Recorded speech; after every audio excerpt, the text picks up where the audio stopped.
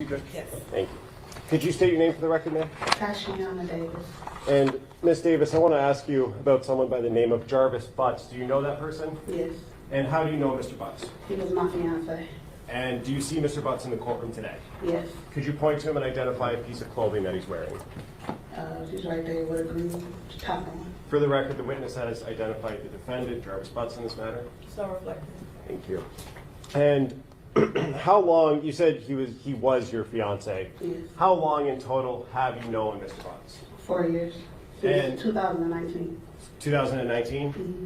Is that a yes? Yes. And when did you become engaged? 2023. And can you tell us a little bit about the nature of that relationship? Do you have any children with him? Things No. like that.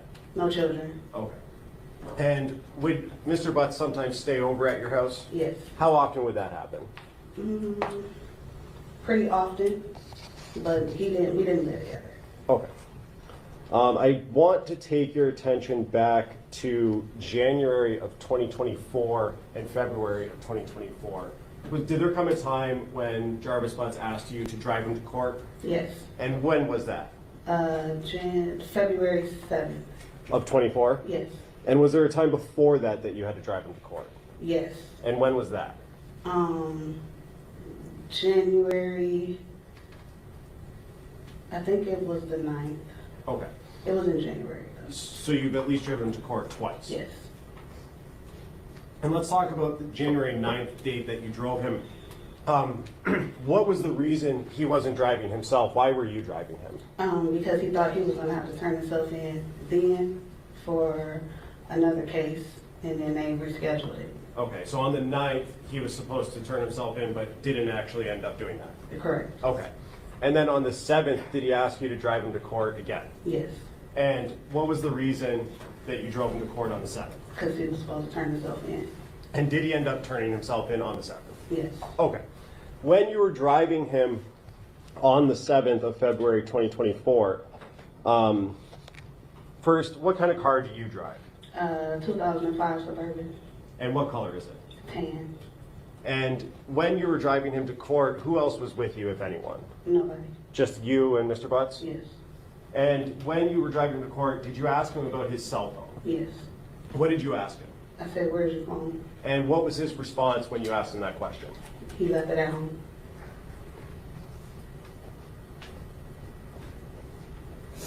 And did you have any other conversation regarding his phone on the 7th when you were driving him to court? No. And what did you said he did turn himself in? Yes. And so you drove back home, correct? Yes. Did you eventually have some contact with the police department? Yes. And where were you when you had that contact? In the hospital. And what did they ask you about generally? Did I know anything about a missing child? And do you know anything about missing child? No. Did they ask you about his cell phone? Yeah, I believe so. And did you know or have any reason to believe, other than what Jarvis told you, that his phone was someplace else? No. And did you know that his phone was in your car? No. Did you give permission to the police to search your car? No, they just came and took it. They had a search warrant? Yeah. Okay. And were you present at your house when they came and took your car? No. And did you observe them search through your car and pull anything out? No. Okay. May I have one moment, Judge? Yes.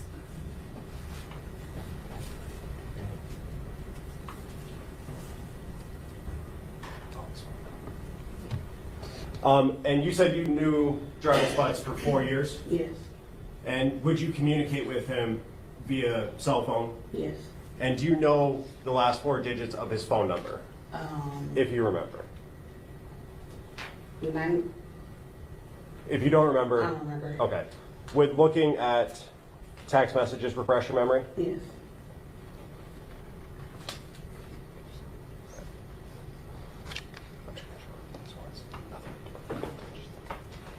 May I approach, Judge? Yes.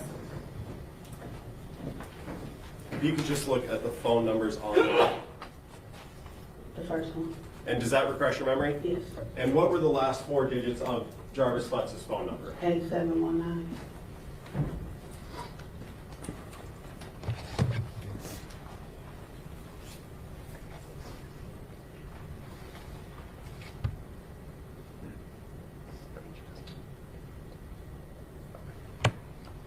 At some point after you dropped Jarvis Butts off at the courthouse and he turned himself in, did you go to his place of employment on at 9000 Connors? No. Okay, did you ever talk to his business partner, Cordell Wright? No. Okay. I have nothing further. Thank you. Morning, Ms. Davis. You met Mr. Butts at Frank's Garage, is that right? Yes. And that's where Mr. Butts was working about 4 years ago. Yes. You had taken your car there, Yes. and I think in your words you said you kind of never left after you met him. Is that Right. fair to say? Yes. You guys got along really well? Yes. And you just kind of started a relationship from there? Yes. Would you go up to the garage after that relationship started, Yes. kind of just to drop in? Yes. At any point in time while you were at Frank's Garage, did you ever see any children there? No. Is it fair to say that Mr. Butts was very protective of his phone around you? Yes. He would never let you see his phone screen, No.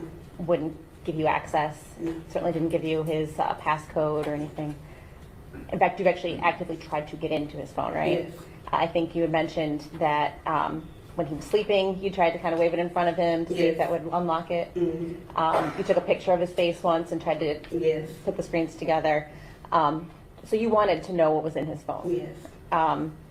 And he did not want you to know what was in his phone, No. as far as you know? Mm. Is that a yes? Yes. Did you ever talk to him about why he was so secretive with his phone? Yes. And does it have something to do with the fact that he was seeing other ladies? Yes. And you suspected that at the time? Yes. And so that's why you were looking for proof? Correct. Okay.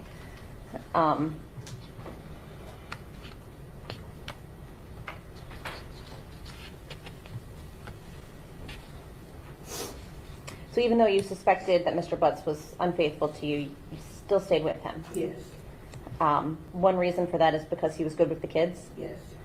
He cared for your kids? Yes. He took them places? Yes. He took your son up to the shop? Yes. He showed him how to change the oil in the car? Correct. And you viewed him as a good father figure? Yes. Did you ever see anything inappropriate or that would cause you to see a red flag with regard to him and your children? No. Did you ever see him acting inappropriately with any other children? No. Certainly if you had, you would not have allowed him in your house. Oh, Fair to say? absolutely not. You knew that Mr. Butts had other children, right? Yes. With a woman named Angel Yes. and a woman named Shannon. Yes. He talked about his children with you. Yes. Did he ever talk to you about his niece? No.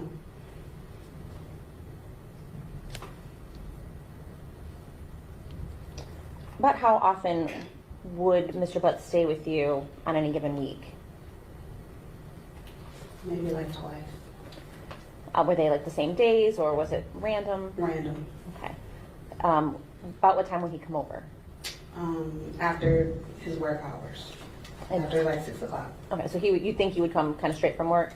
No, he would probably do something else and then be there later on in the night. Okay, so closer to like 9, 10? Yes. Okay. Would he stay the night with you? Till about 2 o'clock in the morning, 3, and then he would leave. Okay. Do you know how he would get to your home? A couple of times he was in a white truck, a white Cadillac truck. Sometime I think he would walk. If he was coming straight from the shop, he would walk. Or if he had my truck, that's how we would get back and forth. And that's the Suburban? Yes. Did you know Mr. Butts to ever have his own vehicle? Yes. He had a white Chrysler truck, van like. Okay. And when did you know him to drive that? Like maybe the first 2 years we were together. Okay.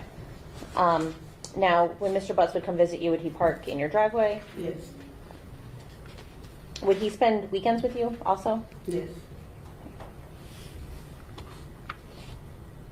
1 second.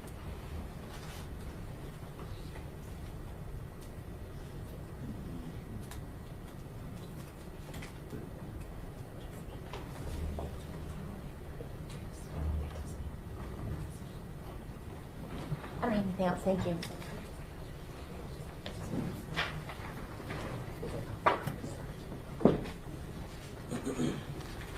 Ms. Davis, I just have a couple more questions for you. Ms. Quick asked you about Mr. Butts being secretive with his phone. Can you tell me about a time that you had a conversation with him about him being secretive or something like that? He would never really say anything. He talked in circles. So if you try to ask him a question, it's just always, you can never get a straight answer out of him. But fair enough, you had multiple conversations about his phone and your access to it, I guess, or, Yes. or lack thereof. Yes.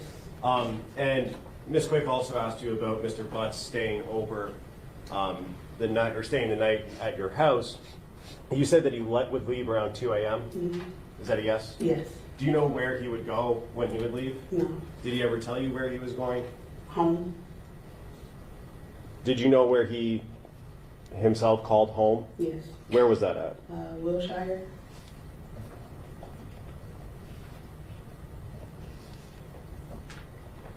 And you said he would walk from his place of employment if he was coming straight from there, right? Yes. How far from that on Connors, the auto shop on Connors, do you live? How far of a walk? No, that was when he was on Warren. Warren and Neff? Yes. How far of a walk from that location? Like 4 blocks. And did you ever see him drive but not park in your driveway or out front of Yes. your house? Can you tell me a little bit about that? He parked around the corner and he would walk to my house. And do you know He the, was in the white Cadillac truck. you said Cadillac? Yes. Okay. Was that an Escalade? If you know. I don't know. Okay. And do you know the reason why he would park around the corner? I don't know. I asked and he would just be like, I didn't drive.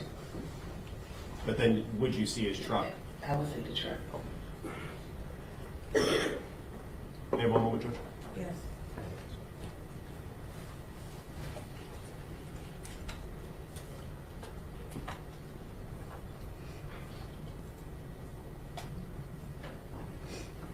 One last question. You said he lived or called home on Wilshire? Yes. Have you ever been to that house? Yes. Have you ever been inside that house? No. Nothing further with that, thank you.